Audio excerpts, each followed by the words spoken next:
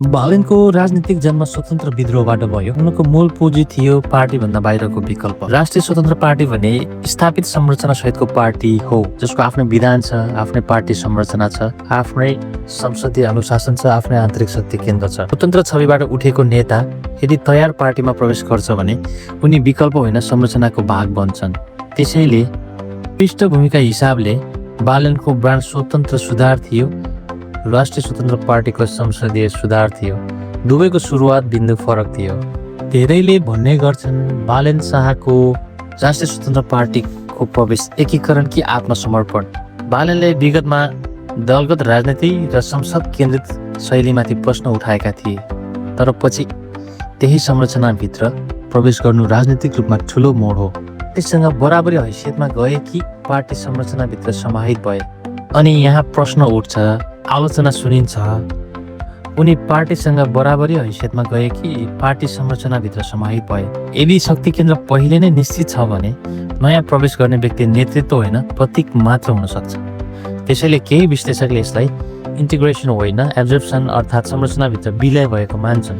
धेरै युवाले बालेनलाई समर्थन गरे किनकि उनी स्वतन्त्र थिए, उनी कुनै पार्टीको प्रतिनिधि थिएनन्। सबै जेनजी, विशेष गरेर युवा समूह जसलाई हामी जेनजी भन्छौँ, समाहित भनौँ, एकीकरण भनौँ, आत्मसमर्पण पश्चात यी सबै जेनजी चाहिँ राष्ट्रिय स्वतन्त्र पार्टीको भोटर भनेर बुझ्नु चाहिँ गलत हुन सक्छ। युवाको ठुलो हिस्सा एन्टी सिस्टम भावना लिएर आएको थियो। यदि बालेन उही प्रणालीभित्र प्रवेश गर्छन् भने युवाको भावनामा दुविधा आउन सक्छ, कन्फ्लिक्ट आउन सक्छ। समर्थन बालेनको व्यक्तिगत स्वतन्त्रताको आवाजको लागि थियो, पार्टीको संरचनाको लागि होइन। यहाँ भन्नेले के पनि भन्ने गर्छन् भन्दाखेरि पार्टीमा समाहित त भए, झापा 5मा निर्वाचनको लागि पठाइयो, तर हराउनको लागि पठाइयो भन्ने विश्लेषण पनि सुनिन्छ। क्षेत्रमा उम्मेदवार बनाइनु रणनीति पनि हुन सक्छ। यदि बालेनको हार भयो भने पार्टी सुरक्षित रहन्छ, दोष व्यक्तिगत लोकप्रियतामा लगाइन्छ र अर्को नेतृत्व अगाडि बढ्न सक्छ। यदि बालेनको जित भयो भने उनी राष्ट्रिय नेता बन्छन् र पार्टी संरचनाभित्र शक्ति सन्तुलनको प्रश्न उठ्छ, नेतृत्वको केन्द्र कसको हातमा छ भनेर। कारणले यो रणनीतिक सम्भाव्यताको बारेमा पनि विश्लेषण गरेको पाइन्छ। अब एउटा यहाँ बुझ्नुपर्ने कुरा चाहिँ के छ भन्दा जेनजी भनेर जेनजीले अलिकति म्यानिपुलेट गरेको पाइन्छ। जेनजीले अर्थात् विशेष गरेर युवाले बालेनलाई समर्थन गरेका थिए किनकि उनी विकल्प थिए। राष्ट्रिय स्वतन्त्र पार्टी पहिले नै संसदमा थियो। युवाको आक्रोश पुरानो र नयाँ दुवै दलतर्फ थियो।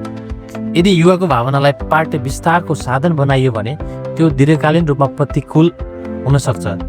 समर्थनलाई मतमा बदल्न आदेश होइन विश्वास चाहिन्छ। त्यसकारणले जेनजी युवा पुस्ताको विश्वास जित्ने भन्दा पनि अन्त्यमा बालेनको सबैभन्दा ठुलो शक्ति स्वतन्त्रता हो।